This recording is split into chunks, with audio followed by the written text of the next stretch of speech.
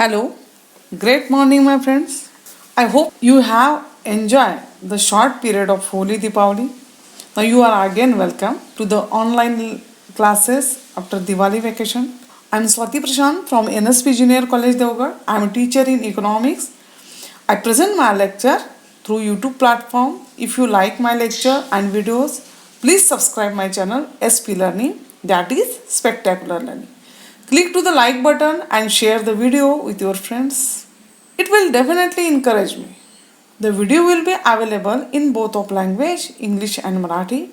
If you come across any difficulty, please watch the same video available in English. Friends, so let us continue the study. मित्रांनो, आज आपण महाराष्ट्राच्या अर्थशास्त्राचा पद्धतशीर अभ्यास करणार आहोत आणि आज आपल्या चर्चेमध्ये आपल्या राज्याच्या अर्थशास्त्राचे अत्यंत महत्त्वाचे मुद्दे आपण आज डिस्कस करणार आहोत. आजचा विषय आहे महाराष्ट्राची अर्थव्यवस्था. प्रकरण 4 महाराष्ट्राची अर्थव्यवस्था. राकट देशा, कणखर देशा, महाराष्ट्र देशा.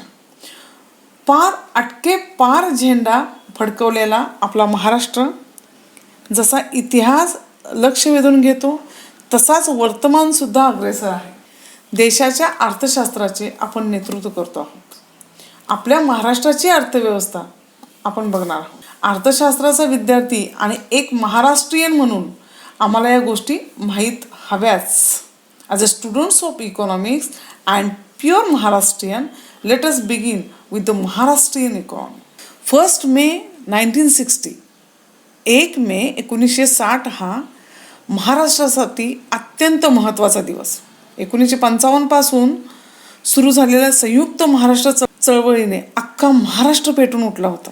सेनापती बापट, डॉक्टर बाबासाहेब आंबेडकर, SM जोशी, प्रल्हाद केशव ठाकरे, श्रीपाद डांगे, शाहीर अमर शेख, भाई उद्धवराव पटेल, प्रबोधनकार ठाकरे हे चळवळीचे महत्त्वाचे नेते ठरले.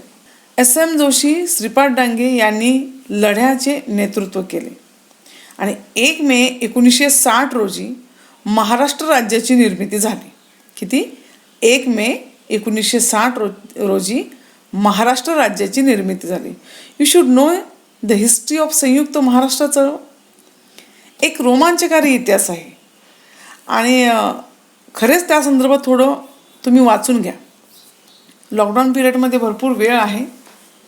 संयुक्त महाराष्ट्र चळवळ वाचा, खूप छान आहे. यानंतर महाराष्ट्रीयन लोकांच्या सामूहिक प्रयत्नांमुळे राज्याच्या अर्थव्यवस्थेला एक विशिष्ट दर्जा प्राप्त झाला. हे तुम्हाला माहिती आहे. ओके, आपल्या देशातील आर्थिक क्षेत्रातील आघाडीचे राज्य ही आपली महाराष्ट्राची ओळख आहे. मुंबई ही भारताची आर्थिक राजधानी म्हणून ओळखली जाते. Let us glance at the powerful point of the economy. आता प्रशासकीय विभाग बघा. महाराष्ट्राचे प्रशासकीय विभाग जे आहेत 2017-18च्या महाराष्ट्र आर्थिक सर्वेक्षणानुसार राज्याचे विभाजन 36 जिल्ह्यामध्ये करण्यात आले आहे.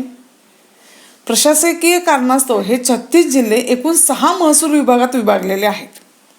36 जिल्हे एकूण 6 महसूल विभागामध्ये विभागले. रेव्हेन्यू डिव्हिजन मीन्स महसूल विभाग. हे 6 महसूल विभाग आहेत. मुंबई, पुणे, नाशिक, औरंगाबाद, अमरावती अँड नागपूर. फ्रेंड्स, आता आपण महाराष्ट्राच्या अर्थव्यवस्थेची महत्त्वाची वैशिष्ट्य बघूया. महाराष्ट्र हे देशातील 2ऱ्या क्रमांकाचे लोकसंख्या असलेले राज्य आहे. 2011च्या जनगणनेनुसार राज्याची एकूण लोकसंख्या 11.24 करोड इतकी आहे.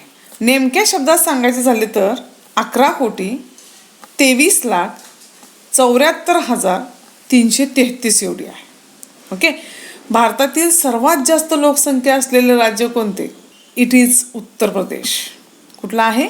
उत्तर प्रदेश. 2011च्या जनगणनेनुसार उत्तर प्रदेशची लोकसंख्या जी आहे ती 19,98,12,341 होती. भौगोलिक क्षेत्राच्या बाबतीत महाराष्ट्र हे देशातील 3रे मोठे राज्य आहे. पुढचा वैशिष्ट्य आहे आपलं, भौगोलिक क्षेत्राच्या बाबतीत महाराष्ट्र हे देशातील 3रे मोठे राज्य आहे. भौगोलिक क्षेत्राच्या बाबतीत अंदाजे 3.08 लाख चौरस किलोमीटर क्षेत्र महाराष्ट्राला मिळाले आहे. आणि आपण किती नंबरचा आहे? 3 नंबरचे मोठे राज्य आहे भौगोलिक क्षेत्राच्या बाबतीत. 1 नंबर कोणाचा आहे तर राजस्थानचा आहे. राजस्थानजवळ 3,42,239 चौरस किलोमीटर क्षेत्र राजस्थानला मिळालेलं आहे. 2 नंबरला आहे मध्य प्रदेश. 3,08,245 चौरस किलोमीटर क्षेत्र आहे. या यादीत महाराष्ट्राचा 3रा नंबर आहे. महाराष्ट्राचे भौगोलिक क्षेत्र किती आहे? 3,07,713 चौरस किलोमीटर. ओके. महाराष्ट्र हे सर्वाधिक शहरीकरण केलेले राज्य आहे किंवा सर्वाधिक शहरीकरण झालेले राज्य आहे. आपली 45.20% लोकसंख्या नागरी भागात म्हणजे शहरी भागात राहते.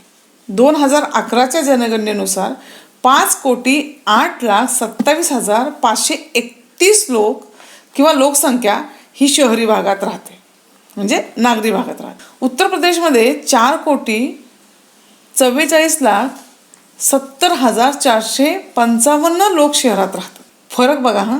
3रा नंबर आहे तमिळनाडूचा. तिथे किती? 3,49,49,729 लोक हे नागरी भागात राहतात. ओके. पुढचं आहे लिंग गुणोत्तर प्रमाण. लिंग गुणोत्तर हे लोकसंख्येमधील पुरुष आणि स्त्रियांचे गुणोत्तर आहे. जगात सर्वसाधारणपणे पुरुष व स्त्रियांचे प्रमाण 1:1 असे अपेक्षित आपण किंवा हे अपेक्षित आहे. 1:1 हे प्रमाण अपेक्षित असले तरीही प्रत्येक देशात हे गुणोत्तर वेगवेगळे आढळते. भारतात स्त्रियांची घटणारी संख्या ही खूप चिंतेची बाब होती आणि आहे. भारतात 1,000 पुरुषांच्या मागे 940 स्त्रिया आहेत म्हणजेच लिंग गुणोत्तर 940 आहे. या आकडेवारीनुसार स्त्री पुरुष समानता, स्त्री शिक्षण आणि इतर सामाजिक निकष आपल्याला सहज समजतात. या आकडेवारीत केरळ राज्याचा 1ला नंबर आहे. केरळचे लिंग गुणोत्तर 1,084 आहे. स्त्रियांचं प्रमाण जास्त आहे. 2रा क्रमांक आहे पॉंडिचेरीचा. पॉंडिचेरीचं लिंग गुणोत्तर प्रमाण आहे 1,037. 2011च्या जनगणनेनुसार महाराष्ट्राचे लिंग गुणोत्तर प्रमाण दर 1,000 पुरुषांमागे 929 स्त्रिया इतके आहे. हे लक्षात ठेवायचं. फ्रेंड्स, सिंधुदुर्ग जिल्ह्याची आकडेवारी जी आहे ती आपल्याला सहज मिळून जाईल. ती शोधा. 2011च्या जनगणनेनुसार राज्याचा साक्षरता दर 82.3% होता. महाराष्ट्रात 82.3%. यात पुरुषांचे प्रमाण किती? 89.8% आणि स्त्रियांचे प्रमाण 75.5%. स्त्री पुरुष साक्षरता फरक 14.3% इतका आहे. या आकडेवारीत केरळ राज्याचा 1ला नंबर आहे 93.9%. लक्षद्वीपचा 2रा क्रमांक आहे 92.3% आणि मिझोरमसारख्या छोट्या राज्याचा 3रा नंबर आहे. तेथील साक्षरता दर 91.6% आहे आणि आपला 82.3% होता. लिंग गुणोत्तर आणि साक्षरता दर या बाबतीत महाराष्ट्र खूप मागे आहे. 2016-17च्या महाराष्ट्र आर्थिक सर्वेक्षणानुसार इतर राज्यांच्या तुलनेत महाराष्ट्राचा GSDP म्हणजे स्थूल राज्यांतर्गत उत्पादन ग्रॉस स्टेट डोमेस्टिक प्रोडक्ट हा सर्वात जास्त आहे आणि ही महाराष्ट्रासाठी आणि आपल्यासाठी अभिमानाची बाब आहे. महाराष्ट्राचा GSDP 9,01,330 रुपये इतका आहे. त्याबरोबर SPCI म्हणजे स्टेट पर कॅपिटा इन्कम राज्याचे दरडोई उत्पन्न सर्वात जास्त आहे. महाराष्ट्राचे दरडोई उत्पन्न 74,027 रुपये. इतर राज्यांच्या तुलनेत आपण आर्थिक बाबतीत खूप समृद्ध आणि खूप स्टेबल आहोत. आपल्या राज्याच्या अर्थव्यवस्थेची प्रमुख वैशिष्ट्ये बघूया. पहिला आहे विपुल नैसर्गिक साधन संपत्ती. मानव वापरत असलेल्या कोणत्याही नैसर्गिक वस्तूला नैसर्गिक स्रोत असे म्हणतात. यामध्ये जमीन, तेल, कोळसा, नैसर्गिक वायू, धातू, दगड आणि वाळू ही नैसर्गिक संसाधने आपल्याकडे आहेत. यामध्ये हवा आहे, सूर्यप्रकाश आहे, माती, पाणी ही इतर नैसर्गिक संसाधने आहेत. आपल्या महाराष्ट्राला भरपूर नैसर्गिक साधनसामग्री लाभलेली आहे. या बाबतीत आपण खूप श्रीमंत आहोत आणि खूप नशिबवानही आहोत. कुशल मनुष्यबळाची उपलब्धता. 2रा आहे कुशल मनुष्यबळ म्हणजे ज्या लोकांना विशिष्ट काम करण्याची क्षमता आणि कौशल्य असते. उद्योगानुसार, व्यवसायानुसार त्यांचे कौशल्य बदलते. उदाहरणार्थ वेब डिझायनिंग, सुतारकाम, वीट घालणे, बागकाम करणे, लेखन शैली आहे. विशिष्ट नोकरीसाठी योग्य शिक्षण, विशिष्ट कौशल्य आणि नोकरीसाठी योग्य अनुभव आवश्यक असते. महाराष्ट्रात झालेला शैक्षणिक विकास, समाजाच्या तळागाळापर्यंत पोहोचलेलं शिक्षण आणि कौशल्य आधारित प्रशिक्षणामुळे राज्याच्या आर्थिक विकासासाठी कुशल मनुष्यबळ सहज मिळत आहे. तिसरं आहे अद्ययावत तांत्रिक प्रगती किंवा तांत्रिक सुधारणा. मुंबईला राष्ट्राची आर्थिक राजधानी म्हणून ओळखले जाते. राज्याच्या औद्योगिक क्षेत्रात तसेच सार्वजनिक क्षेत्रात सर्वाधिक प्रगत तंत्रज्ञान वापरण्यात येते. पुढचं आहे विकसित पायाभूत सुविधा. देशातील सर्वात प्रगत राज्य असल्याने महाराष्ट्राने पायाभूत सुविधा विकसित केल्या आहेत. महाराष्ट्र राज्य हे प्रगत राष्ट्र आहे. What is the concept of infrastructure? पायाभूत सुविधा. पायाभूत सुविधा म्हणजे काय हे आपण पुढील व्हिडिओमध्ये बघणार आहोत. याबरोबर नवनिर्मिती, कौशल्य विकास, गुंतवणूक आणि पर्यटन यासाठी हे सर्वाधिक पसंतीचे आणि लोकप्रिय ठिकाण महाराष्ट्र आहे.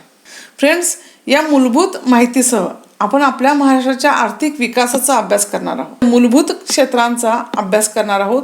यामध्ये कृषी क्षेत्र आहे, औद्योगिक क्षेत्र आहे, सेवा क्षेत्र आहे, यांचा समावेश याच्यामध्ये होतो आणि याचा अभ्यास आपण करणार आहोत. सेवा क्षेत्र हे सर्वात विकसनशील क्षेत्र आहे.